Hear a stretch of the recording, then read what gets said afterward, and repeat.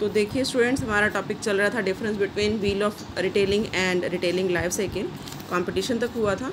Next topic देखिए, next topic आता है आपका आउटकम्स ऑफ द कॉन्सेप्ट, कि ये जो कॉन्सेप्ट है इसका क्या आउटकम होता है कि जब न्यू रिटेल फॉर्मेट की एंट्री होती है to meet a new situation and consumer needs, तो इसकी वजह से ये जो व्हील ऑफ रिटेलिंग है उसकी हम स्टडी करते हैं, है ना। कि न्यू रिटेल फॉर्मेट आते हैं तो उनकी हम लाइफ साइकिल को पढ़ते हैं, उसको हम कहते हैं व्हील ऑफ रिटेलिंग।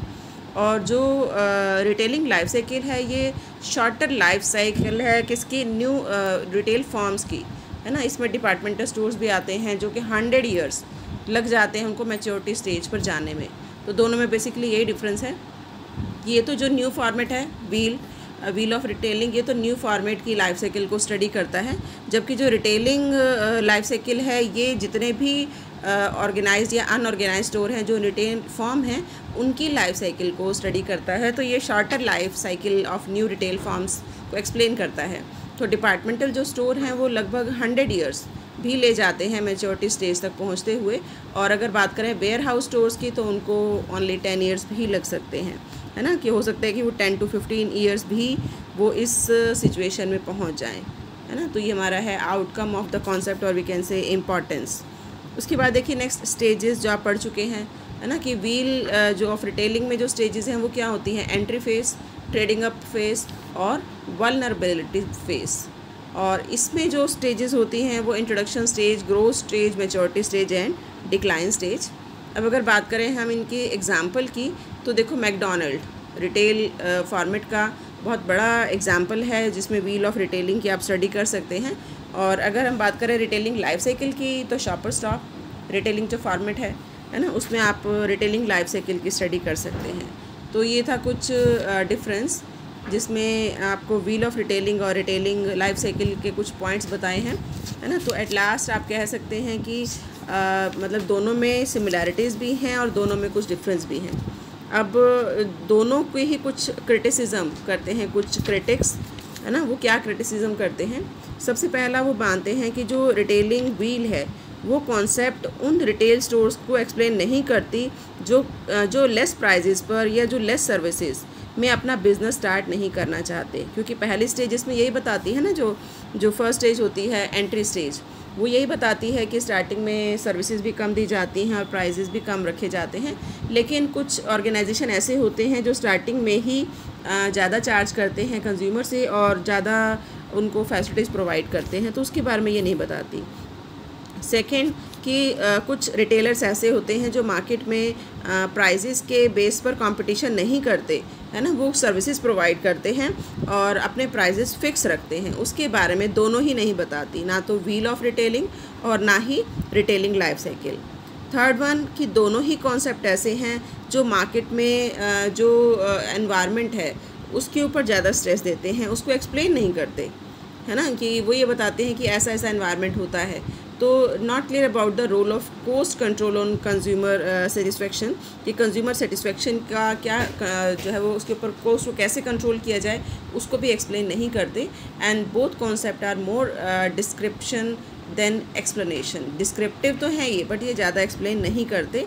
और दोनों ही कॉन्सेप्ट ऐसे हैं जो रिटेलिंग में जो चेंजेस आ रहे हैं उसको एक्सप्लेन नहीं करते, कि जो चेंजेस आ रहे हैं उसकी वजह से ये जो लाइफ साइकिल है वो किस तरीके से चलेगी। तो ये कुछ क्रिटिसिज्म है इस कॉन्सेप्ट का, है ना, कि जिसमें ये बताया है कि दोनों में ही कुछ कमियां भी हैं, ये कमियां पाई गई हैं। उसके बाद देखिए नेक्स्ट टॉपिक आता है कॉन्फ्लिक्ट विद अदर रिटेलर्स। अब देखो नाम से पता चल रहा है कॉन्फ्लिक्ट मीन्स संघर्ष, लड़ाई दूसरे रिटेलर्स के साथ। तो इसको हम कह सकते हैं कि जब अदर रिटेलर्स के साथ आपका कुछ कॉन्फ्लिक्ट हो जाता है, क्योंकि ऑब्वियसली अगर आपको कोई कॉम्पिटिटर है ना, वो आपके फील्ड में आता है तो ऑब्वियसली उसके साथ आपका कॉन्फ्लिक्ट होगा, वो आपके साथ कोऑपरेट नहीं करेगा, है ना। तो वी कैन से कि कॉन्फ्लिक्ट विद अदर रिटेलर्स में be defined as a situation in which one channel member, we can say one retailer perceive other channel member to be engaged in behavior that prevents it to from achieving its goal, कि उसको अपने goal achieve करने से रोकता है। उसी को हम कॉन्फ्लिक्ट कहते हैं कि दूसरे रिटेलर्स के साथ कैसे होता है कि आप अपना गोल अचीव करना चाहते हैं, आप कंज्यूमर्स को सेटिस्फाई करना चाहते हैं, आप अपने प्रोडक्ट की सेल को बढ़ाना चाहते हैं, आप अपना टारगेट अचीव करना चाहते हैं, लेकिन कुछ जो आपके फ्रेंड कह लो या कॉम्पिटिटर्स जो हैं वो आपको ये अचीव करने से रोकते हैं, तो इसी को हम क्या कहते हैं, कॉन्फ्लिक्ट, है ना। तो we can say it is basically opposition है, वी कैन से डिसएग्रीमेंट है और discord among the retail organization, कि रिटेल ऑर्गेनाइजेशन में आपस में जो कंपटीशन होता है उसी को हम क्या कहते हैं, कॉन्फ्लिक्ट, है ना। जैसे देखो एक एग्जांपल दिया है कि सपोज़ मतलब एक जैसे जो है वो कॉम्पिटिटिव प्रोडक्ट हैं जो एक ही मार्केट में 2 सेलर हैं बड़े बड़े, वो सेल कर रहे हैं, तो दोनों ही कंज्यूमर्स को अपनी तरफ अट्रैक्ट करेंगे, अलग अलग पॉलिसीज़ बनाएंगे, स्ट्रेटजीज़ बनाएंगे, तो इसी अट्रैक्ट करने को लेकर दोनों में क्या होगा, कॉन्फ्लिक्ट होगा, है ना। और जैसे अगर हम बात करें कि अभी अब जो कंज्यूमर है वो एक ट्रेडिशनल रिटेल स्टोर पर जाता है, तो वहाँ पर वो 40% प्रॉफिट अर्न कर रहे हैं उनके ऊपर और अपने गुड्स को सेल कर रहे हैं, लेकिन अगर जो कंज्यूमर है वो किसी आसपास के डिपार्टमेंटल स्टोर या डिस्काउंट स्टोर पर जाता है तो उसको कम 20% प्रॉफिट मार्जिन पर वो अवेलेबल हो जाता है, तो इनमें भी कॉन्फ्लिक्ट हो जाएगा कि ट्रेडिशनल किराना स्टोर वाले आपको ज़्यादा मतलब मार्जिन पर गुड्स को सेल कर रहे हैं, ज़्यादा प्राइजेस पर सेल कर रहे हैं, और अगर कोई डिस्काउंट स्टोर है वो प्रॉफिट कम ले रहे हैं, कम प्राइजेस पर दे रहे हैं, तो इन दोनों में ही क्या है, कॉन्फ्लिक्ट है ना। दोनों का ही पर्पस क्या है, कंज्यूमर्स को अपनी तरफ अट्रैक्ट करना है, और अगर कंज्यूमर्स को ये पता चलेगा कि उसको जो आसपास में जो डिस्काउंट स्टोर है वो कम रेट पर दे रहा है, तो ऑब्वियसली वो ट्रेडिशनल किराना स्टोर पर नहीं जाएगा। तो इस तरह से जो रिटेलर्स हैं, चाहे वो ऑर्गेनाइज्ड हो या अनऑर्गेनाइज्ड हो, उनके बीच में क्या हो जाता है, कॉन्फ्लिक्ट। आप देखिए नेक्स्ट आता है सोर्सेज ऑफ कॉन्फ्लिक्ट, कि जो कॉन्फ्लिक्ट है वो कहाँ कहाँ हो सकता है, कौन कौन सी सिचुएशंस हैं जहाँ पर कि ये कॉन्फ्लिक्ट हो सकता है। तो सबसे पहला है conflict due to common promotional strategy, कि जब एक जैसी स्ट्रेटजी अडॉप्ट कर लेते हैं जो कॉम्पिटिटर्स हैं, है ना, तो भी वहाँ पर कॉन्फ्लिक्ट आ जाता है। जैसे कि आपने देखा होगा शू सेलर जो होते हैं वो कहते हैं बाय 1 गेट अनदर फ्री, और वी कैन से एट 50%, दोनों आप फ्री ले सकते हैं या 50% डिस्काउंट ले सकते हैं। तो इस तरह की अगर प्रमोशनल स्ट्रेटजी अडॉप्ट करते हैं तो यहाँ पर जो कंज्यूमर्स हैं वो एक ही शॉप से उनको लगेगा कि 2 पेयर जो शूज़ परचेज़ करें उसके लिए वो ज़्यादा इनकरेज होंगे, और अगर दूसरी शॉप पर इस तरह का इनकरेजमेंट उनके लिए नहीं है तो ऑब्वियसली वो ऐसी शॉप पर ही जाएंगे जहाँ पर उसको इस तरह का ऑफ़र मिल रहा होगा, है ना। तो ये क्या है, conflict due to common promotional strategy, कि प्रमोशनल स्ट्रेटजी एक जैसी भी अपना सकते हैं या एक जैसी अगर नहीं अपनाते तो फिर कॉन्फ्लिक्ट हो जाता है ना। तो इसकी वजह से होता है। सेकंड देखिए, सेकंड है आपका ड्यूअल डिस्ट्रीब्यूशन बाय मैन्युफैक्चरर, कि जब जो मैन्युफैक्चरर हैं वो 2 तरह से मैन्युफैक्चर करते हैं। तो देखिए, when a manufacturer sells its product through independent retailer, कि खुद भी रिटेलर बन जाते हैं और जो होल सेलर्स हैं वो भी सेल कर रहे हैं, रिटेल सेलर्स भी सेल कर रहे हैं। जैसे सपोज़ सोनी कंपनी का शोरूम है ना, और सोनी कंपनी का जो शोरूम है वो अपने सपोज़ फुटवेयर ही सेल कर रहा है, तो वो अपने उन्होंने शोरूम भी खोले हुए हैं, वहाँ पर वो कम मार्जिन पर अपने फुटवेयर को सेल कर रहे हैं, और साथ साथ जो होल सेलर्स हैं, रिटेल सेलर्स हैं, उनको भी दिया हुआ है, तो ऑब्वियसली वो तो मार्जिन ज़्यादा लेंगे, है ना, वो ज़्यादा मार्जिन पर सेल कर रहे हैं, तो ऑब्वियसली कंज्यूमर कहाँ जाएंगे, जहाँ उनको कम रेट पर मिलेगा। तो ये dual distribution by the manufacturer, कि जो मैन्युफैक्चरर हैं अगर वो उनका जो डिस्ट्रीब्यूशन चैनल है वो सही नहीं है, कि वो खुद भी मार्केट में है एज अ रिटेलर, तो भी कंपटीशन क्रिएट होता है और वी कैन से कॉन्फ्लिक्ट हो जाता है। नेक्स्ट आता है store versus non store conflict, है ना, ये भी आपने देखा होगा। तो जनरली हम क्या करते हैं कि जैसे सपोज़ आपने कुछ प्रोडक्ट परचेज़ करना है, तो आप क्या करते हैं, किसी शॉप पर जाकर उसको देखते हैं, प्रोडक्ट को आपने देखा, और देखने के बाद आप देखते कहीं हैं, लेते कहीं और से हैं। ऐसा होता है ना, आपने मोबाइल परचेज़ करना है तो आप क्या करते हैं, मोबाइल के आउटलेट्स पर आप गए, उसकी शॉप पर गए, वहाँ पर शोरूम पर, वहाँ पर आपने उसको देखा, उसकी प्राइसिंग पूछी, उसकी फ़ीचर्स पूछे, और आपने परचेज़ नहीं किया, आप घर आ जाते हैं। फिर आपने अमेज़ोन से उसको ऑर्डर कर दिया क्योंकि वहाँ पर वो सस्ता मिल रहा है ना, उसके रेट कम है। तो इस तरीके से भी store versus non store conflict भी हो जाता है कि आप परचेज़ तो नॉन स्टोर से करते हैं और उसको जो देखने के लिए कहाँ जाते हैं, स्टोर पे, तो यहाँ पर कहीं ना कहीं नॉन स्टोर भी स्टोर के लिए कॉन्फ्लिक्ट क्रिएट कर रहा है।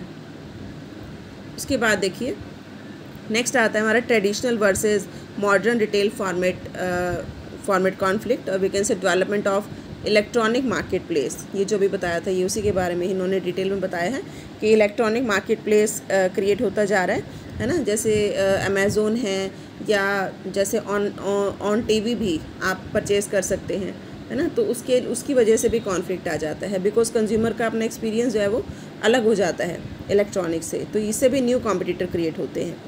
और एक होता है traditional versus modern retail format, है ना। इसमें क्या होता है कि जो ट्रेडिशनल रिटेल फॉर्मेट हैं उनके पास ज़्यादा सर्विसेज वो प्रोवाइड नहीं कर सकते कंज्यूमर्स को, उनको जो प्रोडक्ट है वो भी इतना बल्क में वो परचेज़ नहीं करते, तो जिसकी वजह से उनके प्राइजेस हाई होते हैं।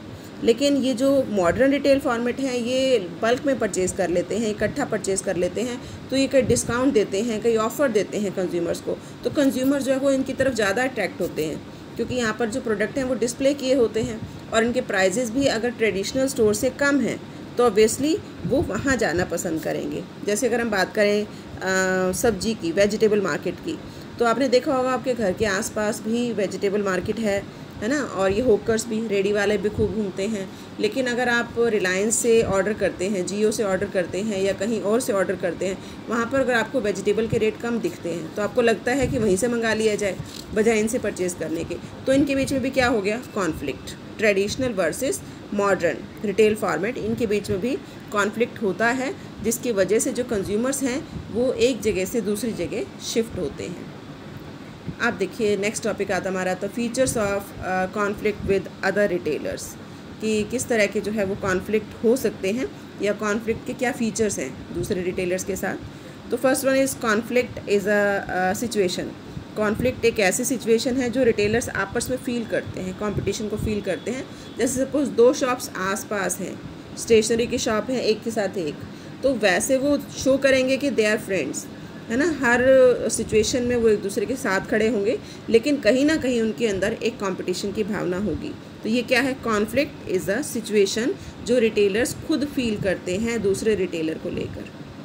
सेकंड, नेचर ऑफ कॉन्फ्लिक्ट, कि कॉन्फ्लिक्ट का मतलब क्या है कि एक दूसरे को अपोज करना, डिसएग्रीमेंट करना, है ना, उसी को हम क्या कहते हैं, कॉन्फ्लिक्ट। कॉम्पिटिटिव कॉन्फ्लिक्ट, ये ऐसा कॉन्फ्लिक्ट होता है जो हायर डिग्री का होता है, जिसमें कंपटीशन होना ऑब्वियसली नेचुरल है। जैसे भी आपको बुक सेलर का एग्जांपल दिया कि दो शॉप्स इकट्ठी हैं, तो ऑब्वियसली वो नेचुरल है कि दोनों के बीच में कंपटीशन होगा ही होगा।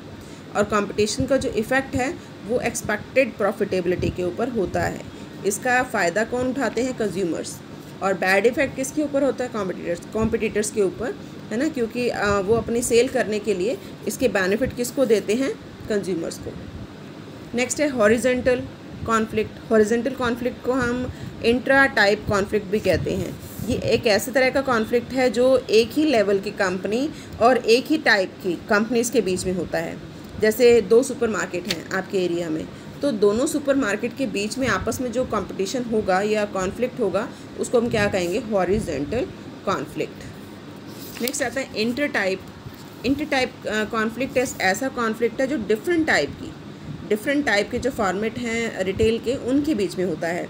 जैसे आपका ट्रेडिशनल फॉर्मेट है, ट्रेडिशनल रिटेल स्टोर है ना, किराना स्टोर कह लो, ग्रोसरी स्टोर है, और उसका कंपटीशन आप जो मॉडर्न रिटेल फॉर्मेट है जैसे सुपरमार्केट है या बिग बाज़ार है, उसके साथ अगर कंपटीशन होता है तो ये कॉन्फ्लिक्ट कहलाता है इंटर टाइप कॉन्फ्लिक्ट। जैसे अभी वेजिटेबल का एग्जांपल दिया था कि ये वेजिटेबल होकर्स हैं, अगर इनका कंपटीशन किसके साथ होता है, जो रिटेल स्टोर हैं, मतलब जैसे रिलायंस है, जियो मार्ट है, उसके साथ होता है, तो उसको हम कहेंगे इंटर टाइप कॉन्फ्लिक्ट। तो आई थिंक क्लियर हो गया होगा। हॉरिजेंटल तो एट द सेम लेवल है, और वी कैन से एक जैसे ही फर्म्स हैं उनके बीच में जो कंपटीशन है वो हॉरिजेंटल है। इंटर टाइप है कि डिफरेंट टाइप के फॉर्मेट हैं, है ना, उनके बीच में जो कंपटीशन होता है उसको हम क्या कहते हैं, inter type. Next, benefits to consumer. Obviously जो कॉन्फ्लिक्ट होता है, जो कंपटीशन होता है, उससे फ़ायदा किसका होता है, कंज्यूमर्स का, क्योंकि उनको बेटर सर्विसेज प्रोवाइड की जाती हैं और इसी तरीके से उनको जो है वो बेटर जो है वो प्राइसेस पर प्रोडक्ट अवेलेबल कराया जाता है। तो इसको यहीं तक करना, हम नेक्स्ट लेक्चर में मिलेंगे।